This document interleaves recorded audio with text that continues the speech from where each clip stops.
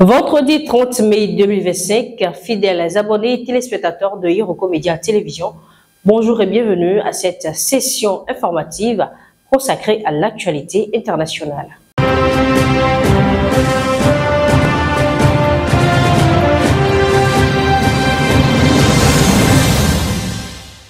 Le pays des hommes intègres ouvre cette édition. On apprend que plus de 100 civils ont été tués dans le Nord. L'armée et des volontaires pour la défense de la patrie sont accusés. Le 21 mai, un massacre a eu lieu dans plusieurs villages des communes de Dori et Gorgadji au nord du Burkina Faso, faisant plus de 100 morts selon des sources locales. Des témoignages et des images authentifiées accuse un convoi de l'armée burkinabé et des volontaires pour la défense de la patrie d'être responsables de ces exécutions qui ont touché notamment des femmes, des personnes âgées et des nourrissons. Les survivants ont raconté avoir perdu plusieurs membres de leur famille. Certains décrivent des bébés tués alors qu'ils étaient attachés à leur mère. Un homme âgé affirme avoir été grièvement blessé puis laissé pour mort. Entre les villages de Tafagou et Nobiol, 105 corps auraient été retrouvés et inhumés dans des fosses communes. Les forces mises en cause faisaient partie d'un convoi militaire provenant d'Aribenda. À ce jour, aucune déclaration officielle n'a été faite par les autorités malgré la gravité des faits. Au Mali, plusieurs tribunaux refusent de statuer la dissolution des partis politiques. Ils se déclarent incompétents. Suite à un décret présidentiel du 13 mai dissolvant les partis politiques, d'anciens responsables politiques ont engagé des actions en justice. 3 tribunaux de Bamako ont déjà rejeté les recours, se déclarant incompétents et renvoyant les plaignants vers la Cour suprême. Les avocats dénoncent une tentative d'éviter le débat et annoncent leur intention de faire appel. D'autres juridictions doivent encore répondre, mais devraient probablement suivre la même position. Parallèlement, une procédure a aussi été lancée devant la section administrative de la Cour suprême qui pourrait solliciter l'avis de la Cour constitutionnelle. Les requérants espèrent que la justice se prononcera sur la légalité de décrets qu'ils estiment contraires à la Constitution. Ils annoncent également d'autres formes de mobilisation à venir. En République démocratique du Congo, la voix des sans-voix critique la posture de l'ancien président congolais Joseph Kabila. En visite à Goma, l'ancien président congolais a récemment pris la parole pour la première fois en 6 ans, critiquant le gouvernement actuel et se présentant comme un défenseur de la démocratie. Cette prise de position est vivement contestée par l'ONG congolaise La Voix des Sans-Voix.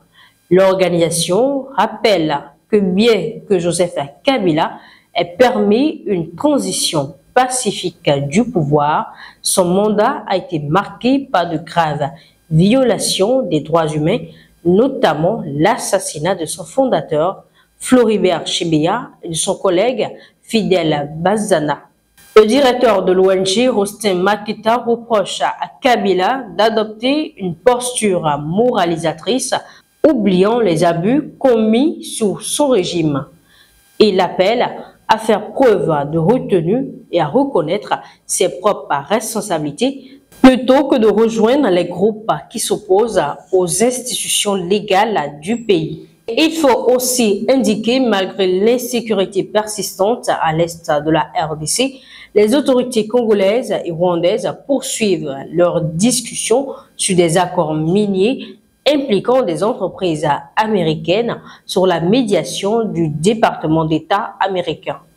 Le Rwanda a déjà signé au moins un protocole d'accord, tandis que Kinshasa est encore en phase de négociation. Pour renforcer sa position, la RDC s'appuie sur un cabinet de lobbying américain pour influencer les décisions à Washington. L'objectif est de conclure un accord à long terme couvrant une vaste zone du sous-sol congolais avec une exigence clé que les ressources soient transformées localement une condition qui reste incertaine à court terme. Par ailleurs, la première ministre congolaise est attendue aux États-Unis pour attirer davantage d'investissements. Cependant, l'instabilité dans l'est du pays freine les entreprises, notamment au Kivu, où les affrontements entre les forces armées congolaises et les rebelles de l'Alliance Fleuve Congo et Mouvement du 23 avril continuent. Dans le Katanga, malgré la présence dominante de la Chine, les États-Unis manifestent un intérêt fort, notamment via l'entreprise Cobalt Metals, soutenue par Jeff Bezos et Bill Gates, qui vise les ressources en lithium. Il n'est toutefois pas prévu d'intervention militaire américaine directe, mais le recours à des sociétés de sécurité privées est envisagé. Et pour finir, la situation s'empire au Moyen-Orient. Israël autorise la création de 22 nouvelles colonies en Cisjordanie, suscitant de vives critiques internationales.